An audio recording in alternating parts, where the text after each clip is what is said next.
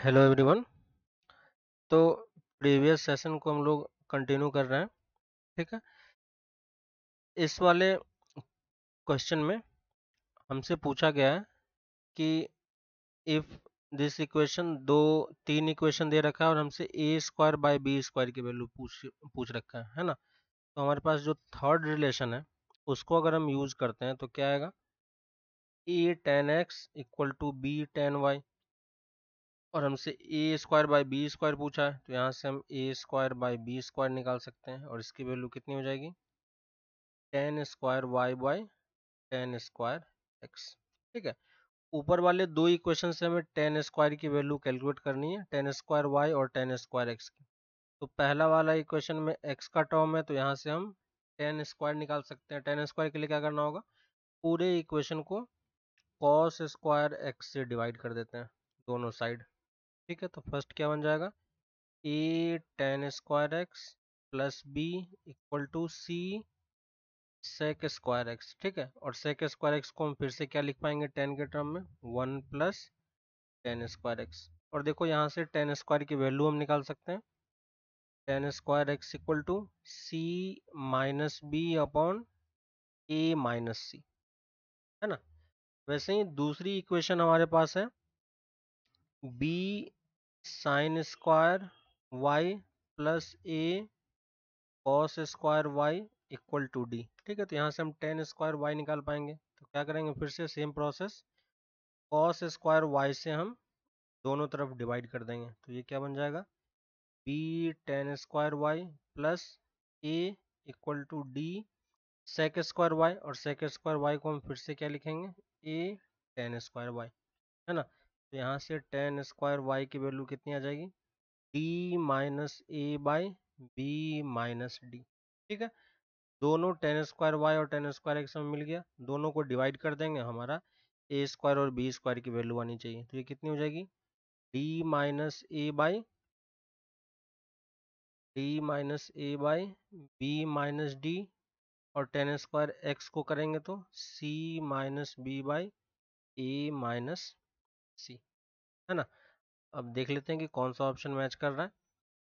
तो बी वाले में देखो A minus D A minus C minus C है। ठीक है। तो इसको अगर माइनस से हम मल्टीप्लाई डिवाइड कर दें तो हमारा ये वाला ऑप्शन मैच कर जाएगा।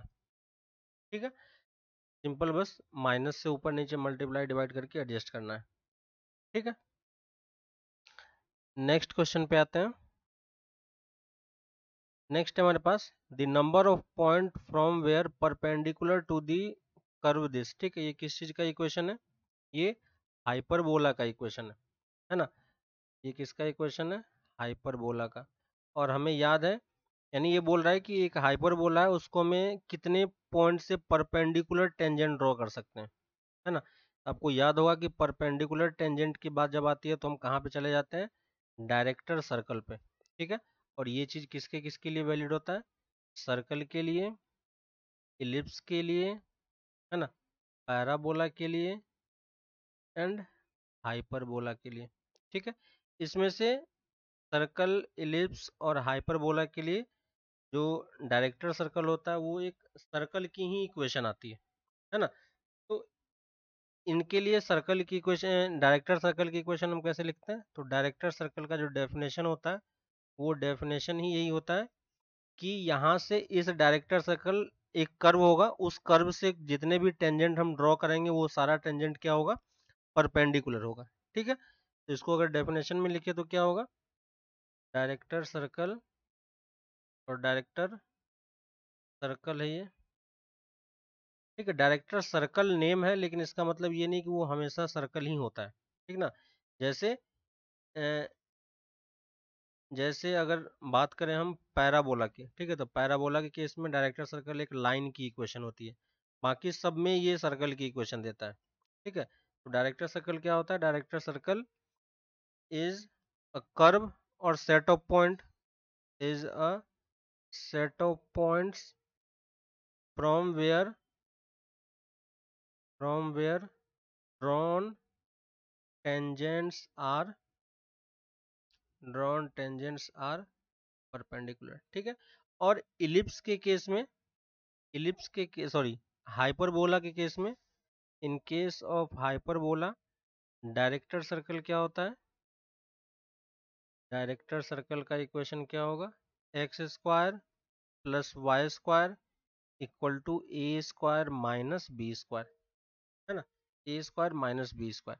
और यहाँ पे देखो X square plus Y square, A square की वैल्यू कितनी हो जाएगी 16 और बी स्क्वायर की वैल्यू 25, तो कितना आ जाएगा हमारे पास -9। ठीक है, तो अब देखो ये एक रियल सर्कल नहीं बन रहा है, ठीक है, यानी x square plus Y square equal to -9, तो ये क्या है, एक रियल कर्व नहीं है, ये क्या है, इमेजिनरी सर्कल बन रहा है। सर्कल की बात करें तो ये क्या हो गया, एक इमेजिनरी सर्कल। तो इसलिए इमेजिनरी सर्कल है तो कोई भी रियल पॉइंट्स हमें नहीं मिलेंगे, तो कितने नंबर ऑफ पॉइंट्स होंगे हमारे पास, इस केस में 0 नंबर ऑफ पॉइंट्स हमारे पास आ जाएगा। ठीक है, तो डायरेक्टर सर्कल हमें थोड़ा सा ध्यान रखना है। ठीक, नेक्स्ट क्वेश्चन पे आते हैं।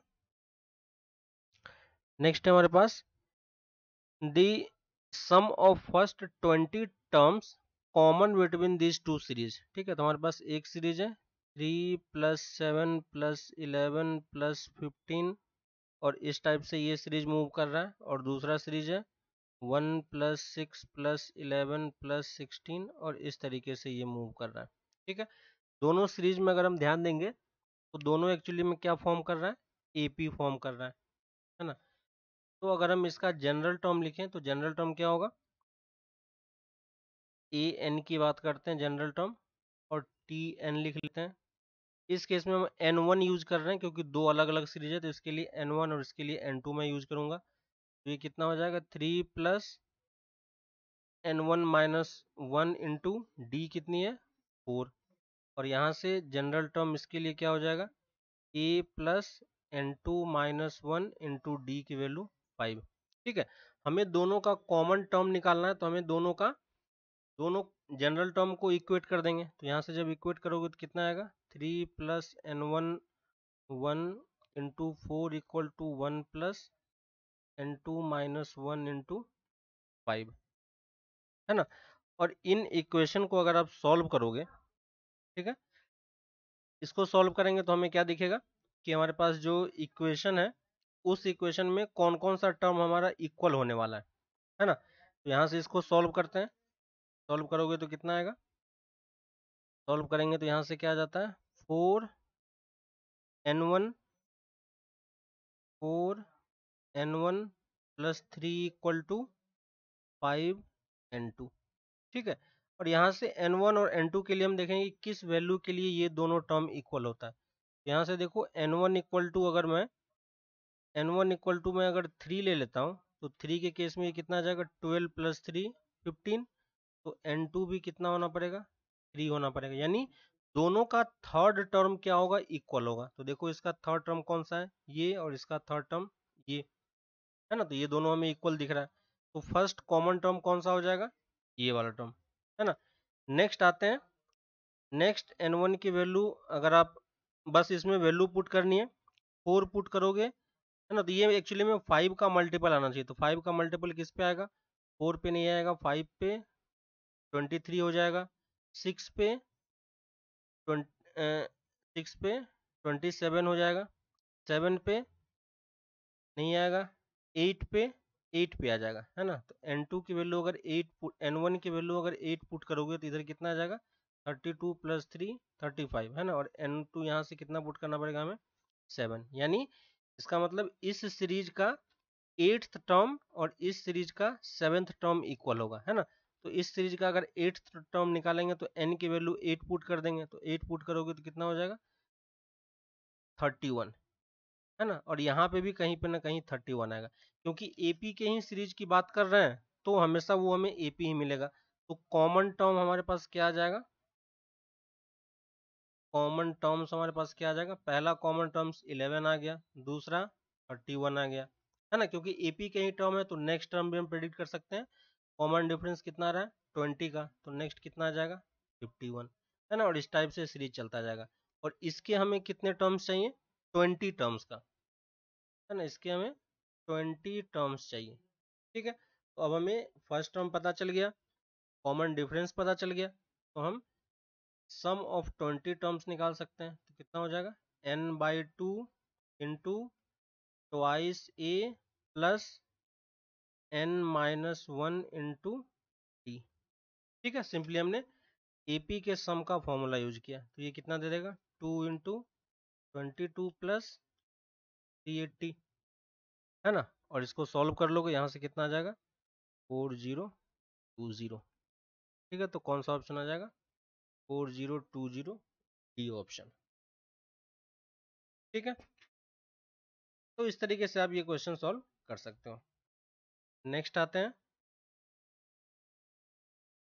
let 10 vertical poles standing at a equal distance on a straight line subtends the same angle of elevation alpha at the point O। ठीक है, तो यहाँ पे एक्चुअली में फिगर किस टाइप का बन रहा है, ये हमारे पास एक हॉरिजॉन्टल है और यहाँ पे कहीं पे एक पॉइंट O है। ठीक है, और यहाँ से हमारे पास 10 पोल्स रखे हुए हैं, वर्टिकल पोल्स, जो कि यहाँ पे कितने का एंगल फॉर्म कर रहा है, यहाँ पे सेम एंगल अल्फा बन रहा है। ठीक है, और ये सब इक्वल डिस्टेंस पे रखे हुए हैं, तो ये फर्स्ट हो गया, तो बीच में 10 ड्रॉ कर लेते हैं, 2 3 4 5 6 7 8 9 और 10। ठीक है, लास्ट क्या बोल रहा है, if the height of the longest pole is h, ये सबसे बड़ा है तो इसका हाइट h है। ठीक है, और सारे पोल O के सेम साइड है तो सेम साइड भी है, and the distance of the foot of smallest pole from O is alpha, है ना। तो ये डिस्टेंस कितना है,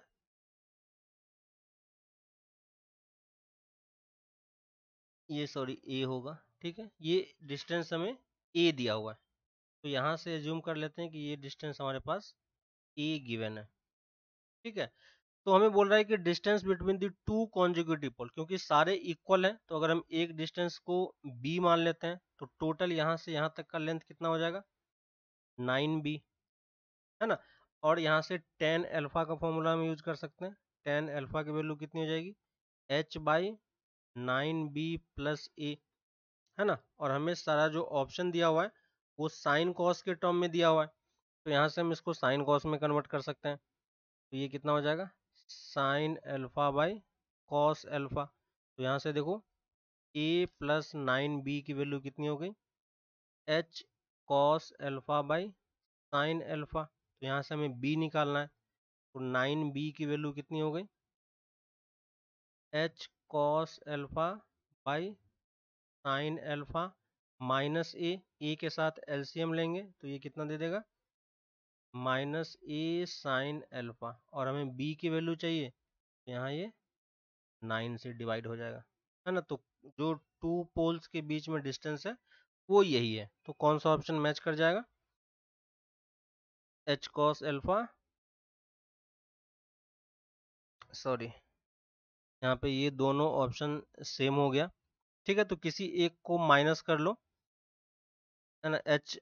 h के साथ cos अल्फा, यहाँ पे शायद ये वाला ऑप्शन होगा, ये यहाँ पे माइनस आएगा।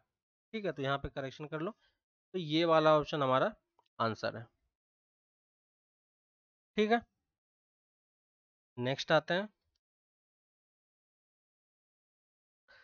नेक्स्ट क्वेश्चन है let u v w are the vector such that, हमारे पास u vector plus v vector plus w vector equal to 0 है, और u वेक्टर के मॉड की मैग्नीट्यूड की वैल्यू हमें पता है, v वेक्टर का मैग्नीट्यूड पता है और w वेक्टर का मैग्नीट्यूड पता है। ठीक है, हमें u dot v dot E हमें ये चाहिए, तो हमें सिंपली करना क्या है, इसके मॉड का हमें स्क्वायर करना है दोनों तरफ। ठीक है, तो यहाँ पे क्या हो जाएगा mod u square mod v square mod w square plus 2 times u dot v plus v dot w plus w dot u, और ये इक्वल टू क्या हो जाएगा 0। बाकी सारी वैल्यू हमें गिवन है, बस वैल्यू पुट करनी है। मॉड u स्क्वायर कितना हो जाएगा 9 प्लस 4 प्लस 5 प्लस 2 टाइम्स इस वाले पार्ट को अगर मैं t बोल देता हूँ, t की वैल्यू हमें निकालनी है, तो इसको मैं 2t बोल सकते हैं, इक्वल टू 0। तो यहाँ से t की वैल्यू कितनी हो जाएगी, 99, सॉरी, तो ये स्क्वायर है तो ये 16 हो जाएगा और ये 25 हो जाएगा, है ना। तो टोटल कितनी हो जाएगी, माइनस, तो इसकी वैल्यू कितनी हो जाएगी, माइनस का 25। ठीक है, तो सिंपल सा वेक्टर का यूज है, जहाँ पे भी हमें वेक्टर्स के टर्म दिखे, है ना, और सम के फॉर्म में और डॉट की वैल्यू पूछे, तो हमें सिंपली मॉड लेके हमें उसका स्क्वायर कर देना है। ठीक है, नेक्स्ट क्वेश्चन पे आते हैं। नेक्स्ट क्वेश्चन है हमारे पास, the total number of ways in which 5 balls of different colour. ठीक है, 5 बॉल्स है जो कि डिफरेंट है, तो 5 डिफरेंट बॉल्स, ठीक है, और इसको मुझे 3 पीपल में डिस्ट्रीब्यूट करना है, such that each one gets at least 1 ball. ठीक है, तो लेट्स से कि हमारे पास जो, मतलब कि हमें पहले क्या करना होगा कि 3 ग्रुप में फॉर्म करना होगा, है कि नहीं, यानी 5 बॉल्स को हमें इस तरीके से 3 ग्रुप में बांटना होगा, ये चीज समझ सकते हैं, है ना। और इस 3 ग्रुप को हमें 3 पीपल में फिर से क्या करना है, डिस्ट्रीब्यूट करना है, डिस्ट्रीब्यूट अमंग 3 पीपल और 3 पर्सन। ठीक है, तो सबसे पहले देखते हैं कि डिवीजन किस किस टाइप से हो सकता है। कंडीशन बस ये है कि सबको एक एक मिलना चाहिए। ठीक है, तो तीनों ग्रुप में से कोई ग्रुप खाली नहीं बचना चाहिए, है ना। तो क्या क्या पॉसिबिलिटी हो सकती है, पहली चीज कि हम एक को 1 दे, दूसरे को 1 दे दें, 1 1 2, और तीसरे को 3 दे दें, यानी तीसरे ग्रुप में हमने, यानी इस तरीके से लिख लो G1 G2 और G3। ठीक है, तो ये हमने 3 ग्रुप बना, तो एक पॉसिबिलिटी ये हो सकती है। ठीक है, दूसरी पॉसिबिलिटी क्या हो सकती है, दूसरी पॉसिबिलिटी ये हो सकती है कि हम एक में, एक में क्या करें, एक को 2 दे दें, ठीक है, एक को 1 दे दें, 2 3, और दूसरे को 2 दे दें, है कि नहीं। और कोई पॉसिबिलिटी हो सकती है क्या, क्या हम एक को 3 दे दें, 1 दे दें, 0 दे दें, तो ये पहले वाले ही सेम पॉसिबिलिटी हो गई, है ना। तो अब आप देखोगे, अभी मैं बस ग्रुप इसलिए नहीं लिख रहा था कि आपको ये समझ में नहीं आया कि हम ये वाला ओरिएंटेशन भी बना सकते हैं। ठीक है, ये भी बना सकते हैं, लेकिन एक्चुअली क्योंकि सेम ही है, क्योंकि हम ग्रुप फॉर्म कर रहे हैं, अलग अलग ग्रुप हम नाम नहीं दे रहे हैं, ठीक ना। तो इसके अलावा और कोई पॉसिबिलिटी नहीं हो सकती है। ठीक है, इसका मतलब क्या है कि जो हमारे पास 5 ऑब्जेक्ट है उसको हम इस तरीके से 3 ग्रुप में डिवाइड कर सकते हैं, और ऑब्जेक्ट को ग्रुप में डिवाइड करने का प्रोसेस हमें पता है। तो 5 ऑब्जेक्ट को 3 ग्रुप में, पहला ये और दूसरा ये, पहले ग्रुप में अरेंज करने का तरीका क्या हो जाएगा, और पहला ग्रुप फॉर्म करने का तरीका क्या हो जाएगा, 5 फैक्टोरियल डिवाइडेड बाई 1 फैक्टोरियल, है ना, 5 factorial divided by 1 factorial, 1 factorial, और ये 3 फैक्टोरियल, और क्योंकि ये दोनों सेम है तो हमें 2 फैक्टोरियल से डिवाइड भी करना पड़ेगा, है ना, प्लस अगर दूसरे वाले से करें तो क्या हो जाएगा, 5 factorial divided by 2 factorial, 1 factorial, 2 factorial, और क्योंकि ये दोनों ग्रुप सेम टाइप का हो गया तो एक और 2 फैक्टोरियल से डिवाइड करना पड़ेगा। तो ये हमने ग्रुप फॉर्म कर लिए कि कितने ग्रुप पॉसिबल है ना। और ग्रुप फॉर्म होने के बाद अब हमें इसे कितने पर्सन में डिस्ट्रीब्यूट करना है, 3 पर्सन में, है ना। और हमने कितने ग्रुप बनाए, 3 ग्रुप, तो 3 ग्रुप को 3 पर्सन में अरेंज करने का तरीका या डिस्ट्रीब्यूट करने का तरीका 3 फैक्टोरियल। अब बस हमें इसको सॉल्व करना है, तो ऊपर वाला कितना हो जाएगा, 5 4 3 2 1, नीचे वाला 3 2 into 2 plus 5 4 3 2 1 into 2 into 2 into 2, है ना। यहाँ से देखो ये दोनों कैंसिल हो गया, ये कैंसिल हो गया, यहाँ से आ गया 10, प्लस ये दोनों कैंसिल हो गया, यहाँ से ये कैंसिल हो गया, ये आ गया 15, और 6 3 फैक्टोरियल कितना हो जाएगा, 6, तो टोटल कितना हो जाएगा, 25 इंटू 6 इक्वल टू 150। तो टोटल वेज कितने हो जाएंगे, कितने तरीके से हम इस तरीके से डिस्ट्रीब्यूट कर सकते हैं, 150 तरीके से, है ना। तो इस तरीके से आप ये परमुटेशन कॉम्बिनेशन के क्वेश्चन कर पाओगे। ठीक है, नेक्स्ट क्वेश्चन पे आते हैं। नेक्स्ट है the order of differential equation whose general solution is given by this. तो हमारे पास एक जनरल सॉल्यूशन है c1 plus c2 into cos of x plus c3 minus c4 e to the power x plus c5, है ना। और यहाँ पे देखो, तो अगर हमें ये पता करना है कि इसका डिफरेंशियल इक्वेशन का ऑर्डर क्या होगा, तो ऑर्डर किस पे डिपेंड करता है कि कितने हमारे पास अननोन कांस्टेंट है, और वो अननोन कांस्टेंट क्या होना चाहिए, डिस्टिंक्ट होने चाहिए। ठीक है, तो डिस्टिंक्ट का मतलब कि डिफरेंट डिफरेंट, जैसे ये दो कांस्टेंट है, इस दोनों को मैं कंबाइन करके एक सिंगल कांस्टेंट बना सकता हूँ, है ना। तो इस कांस्टेंट को मान लो मैंने D1 बना दिया, है ना, क्योंकि अलग अलग कांस्टेंट लिखने का कोई मतलब नहीं है, तो ये D1 हो गया। तो जहां जहां कांस्टेंट को हम कंबाइन कर सकते हैं हम लोग करेंगे। ठीक है, ये वाला कांस्टेंट कहीं पे कंबाइन नहीं होगा। ठीक है, इस वाले में देखते हैं C4 है, और यहां से देखो इस वाले e to the power x into e to the power C5 भी लिखा जा सकता है ना। और ये भी एक नया कांस्टेंट बन गया, और ये भी एक कांस्टेंट है, ये दोनों मल्टीप्लाई होके एक अदर कांस्टेंट बन सकता है। ठीक है, तो इसको मैं D2 बोल देता हूँ।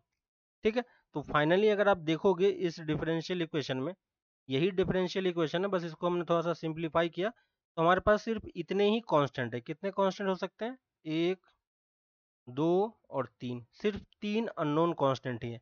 तो डिफरेंशियल इक्वेशन जब फॉर्म होगा तो हमें इस इक्वेशन को 3 बार डिफरेंशिएट करना पड़ेगा, है ना। तो उसके ऑर्डर कितना हो जाएगा, ऑर्डर उसका 3 बन जाएगा, है ना। तो डिफरेंशियल इक्वेशन में जितने आर्बिट्ररी कांस्टेंट होते हैं, डिस्टिंक्ट आर्बिट्ररी कांस्टेंट, उसके अकॉर्डिंग हमें डिफरेंशियल इक्वेशन फॉर्म करते टाइम ये चीज देखना होता है। ठीक है, नेक्स्ट क्वेश्चन पे आते हैं।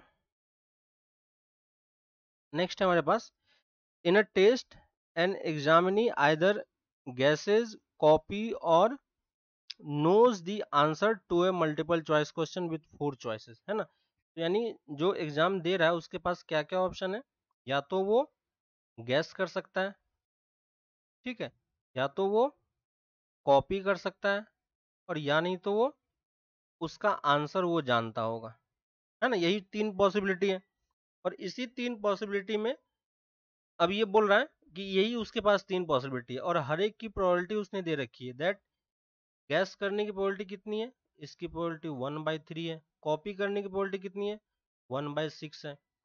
तो इसकी क्या प्रोबेबिलिटी होगी कि वो आंसर जानता होगा, क्योंकि उसके पास 3 ही ऑप्शन है और 2 की प्रोबेबिलिटी दे रखी है, तो इसकी प्रोबेबिलिटी हम निकाल सकते हैं 1 माइनस 1/3 प्लस 1/6, है ना। तो ये यहाँ से हमें कितना मिल जाएगा, 1/2। तो इसकी प्रोबेबिलिटी कितनी हो जाएगी, 1/2।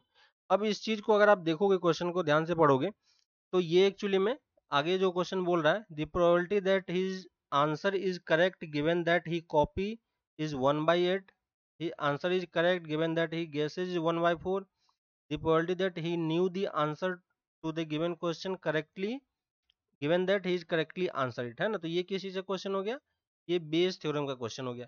तो बेस थ्योरम में हमें पता है कि पहले 3 हमें पार्टीशन बनाना पड़ता है। तो अगर मैं इस तरीके से इसका नाम दे दूं E1 E2 E3, है ना, तो प्रोबेबिलिटी ऑफ E1 कितना हो जाएगा, 1/3, प्रोबेबिलिटी ऑफ E2 कितना हो जाएगा, 1/6, और प्रोबेबिलिटी ऑफ E3 कितना हो जाएगा, 1/2, है ना। तो ये 3 प्रोबेबिलिटी हमें पार्टीशन की प्रोबेबिलिटी हो गई।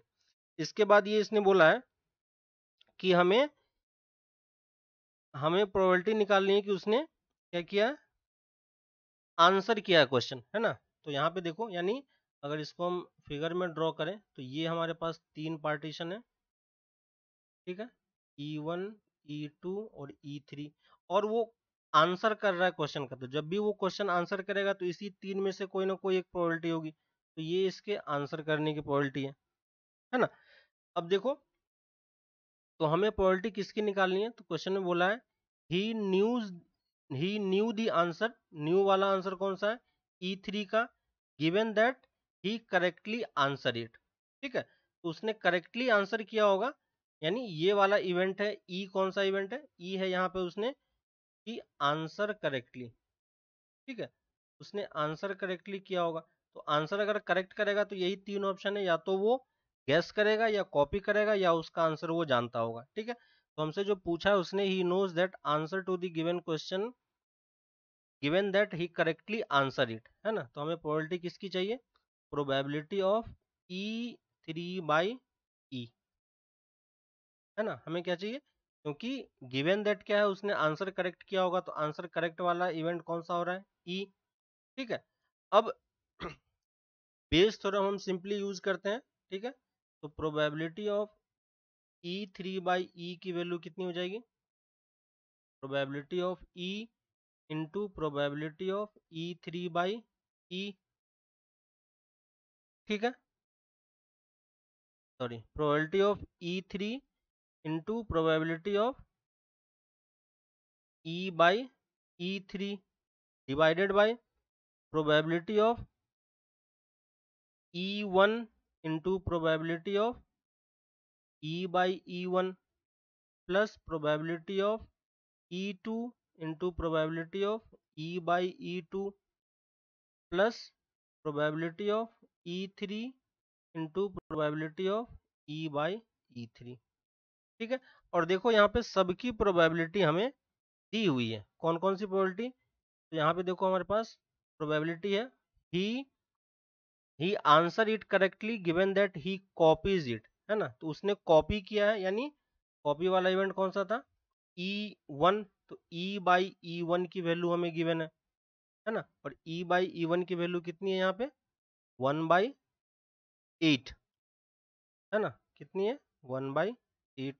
प्रोबेबिलिटी ऑफ E/E2 कितना होगा, E2 मतलब उसने कॉपी किया होगा, है ना। तो he answer it correctly given that, sorry, copy वाला क्या है, 1/8 है, ये वाला आ गया 1/8। E1 वाला ही गैस गैस कितने तरीके से करता है, 1/4 से। और इसकी प्रोबेबिलिटी कितनी होगी, प्रोबेबिलिटी E/E3, यानी उसने आंसर करेक्ट किया होगा जबकि वो आंसर जानता होगा, तो ये प्रोबेबिलिटी कितनी हो जाएगी, 1 हो जाएगी, है ना। अब सारी वैल्यू आप यहाँ पे पुट करते जाओ, ठीक है, सारी वैल्यू हम यहाँ पे पुट करते जाएंगे।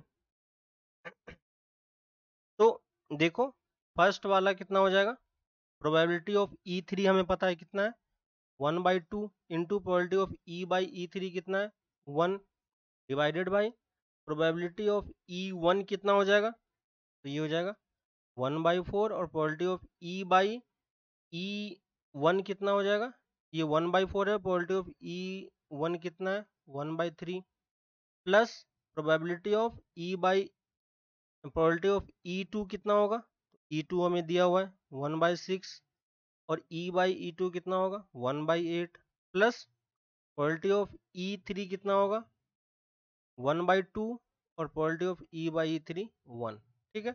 इसको बस सॉल्व करना है, सॉल्व करेंगे तो हमारे पास आंसर कितना आ जाएगा, 24/29। कौन सा ऑप्शन मैच कर जाएगा, सी ऑप्शन, ठीक है। तो ये बेस थ्योरम का एक क्वेश्चन था, क्वेश्चन पढ़ोगे तो आपको ये चीज अच्छे से क्लियर हो जाएगा कि कैसे ये चीज निकल रही है, ठीक है।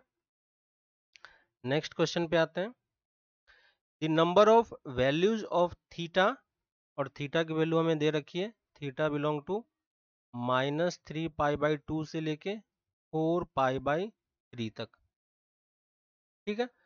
और जो ये दो इक्वेशन सेटिस्फाई कर रहा है, पहला इक्वेशन क्या है, 2 sin² theta plus sin² 2 theta equal to 2, और दूसरा इक्वेशन है sine of 2 theta plus cos of 2 theta equal to tan theta, ठीक है। इस वाले इक्वेशन को सॉल्व करते हैं, इसको हम क्या लिख सकते हैं, 2 sin² theta plus 4 sin 2 theta का फॉर्मूला यहाँ पे यूज कर लिया, इक्वल टू 2, ठीक है। 2 दोनों साइड से कैंसिल हो जाएगा, ये क्या आ जाएगा, sin² theta plus 2 sin² theta cos² theta equal to 1, ठीक है। यहाँ पे हम लोग sin² थीटा को अगर t एज्यूम कर लें तो यहाँ से हमारे पास इक्वेशन क्या फॉर्म हो जाएगा, t² plus 2t into 1 minus t equal to 1। ठीक है, यहाँ से देखो सिंपल क्वाड्रेटिक फॉर्म हो जाएगा, है ना। यहाँ से हम क्वाड्रेटिक बना सकते हैं, तो क्वाड्रेटिक क्या बन जाएगा, 2t² minus 3t plus 1 equal to 0। ठीक है, इसके फैक्टर हो जाएंगे 2t minus 1 into t minus 1 equal to 0। यहाँ से t की क्या वैल्यू आ गई, t इक्वल टू 1 और t equal to half. t की वैल्यू क्या थी, साइन थीटा, तो ये sine square theta equal to 1 और ये sine square theta equal to 1/√2 का होल स्क्वायर लिखा जा सकता है ना।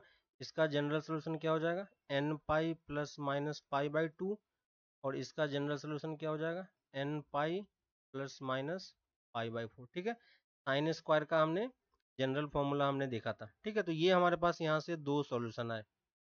और में इस वाले इक्वेशन को देखोगे तो यहाँ पे अगर हम n इक्वल टू 0 लेके पाई बाई 2 इसमें पुट करके देखते हैं, ठीक है, तो थीटा की वैल्यू अगर पाई बाई 2 पुट करोगे तो ये इसको सेटिस्फाई नहीं करता है। ठीक है, इसका मतलब जो हमारा सॉल्यूशन है वो इस फॉर्मेट का तो नहीं होगा, है ना। तो ये क्योंकि सेकेंड इक्वेशन को सेटिस्फाई नहीं कर रहा है, डज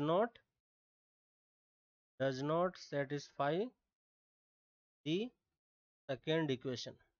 ठीक है, तो हमारा सेकेंड इक्वेशन का फॉर्मेट इसी वाले फॉर्मेट का होने वाला है ना। ये हम लोग इसलिए कर रहे हैं क्योंकि सेकंड वाला इक्वेशन को सॉल्व करोगे तो हमें टाइम लग जाएगा। ठीक है, तो हम यानी ये क्योंकि हमारा एक सॉल्यूशन इसको सेटिस्फाई कर रहा है, तो इसका सॉल्यूशन भी किस फॉर्मेट का होगा, n pi plus minus pi by 4 format का।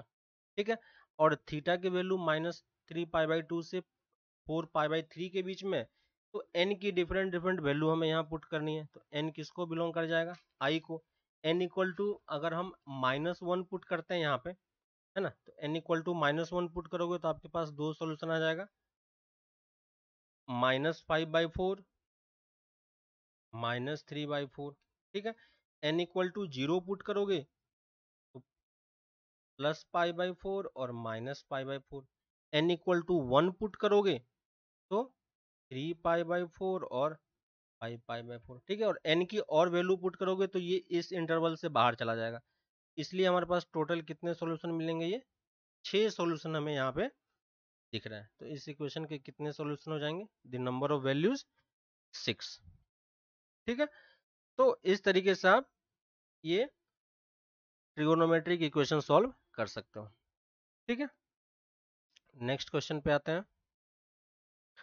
नेक्स्ट क्वेश्चन है, इफ द 3 डिस्टिंक्ट लाइंस, हमारे पास 3 लाइंस दी हुई है, x plus 2y 2ay plus a equal to 0, x plus 3by plus b equal to 0 और x plus 4ay plus a equal to 0। ये क्या है, आर कॉन्करेंट। ठीक है, तो कॉन्करेंट जब होता है तो हम क्या करते हैं, जो कोफिशिएंट मैट्रिक्स बनता है उसका डिटर्मिनेंट क्या होना चाहिए, है ना, determinant of coefficient matrix should be 0। Determinant of coefficient matrix should be 0, है ना। तो कॉन्करेंट जब भी होगा तो हमें ये कंडीशन यूज करनी है। तो हम पहले डिटर्मिनेंट फॉर्म कर लेते हैं, पहले में x का कोफिशिएंट, दूसरे में y के coefficient 3a twice a 3b 4a, और यहाँ पे a b a, ये हमने लिख लिया, और ये वैल्यू क्या होनी चाहिए, 0 होनी चाहिए। ठीक है, और हमसे पूछा है then the point a comma b lie on, और ये 4 इक्वेशन, यानी हमें a कॉमा b का क्या चाहिए, a कॉमा b का हमें लोकस चाहिए। ठीक है, तो जब भी हमें लोकस निकालना होता है a कॉमा b को, तो हम इसको किस में रिप्लेस कर देंगे, x कॉमा y में। ठीक है, तो यहाँ से हमारे पास इक्वेशन क्या आ जाएगा, और अभी हम a कॉमा b में सॉल्व कर लेते हैं, लास्ट में x कॉमा y से रिप्लेस करके हम इक्वेशन फॉर्म कर पाएंगे, है ना। तो ये हमारे पास इक्वेशन है, ट्राई करते हैं कि मैक्सिमम 0 बन जाए। तो मैक्सिमम 0 बनाने के लिए पहला हम क्या यूज करते हैं, पहले वाले में से ये जो R3 है, R3 में से हम R1 को रिप्लेस माइनस कर देते हैं।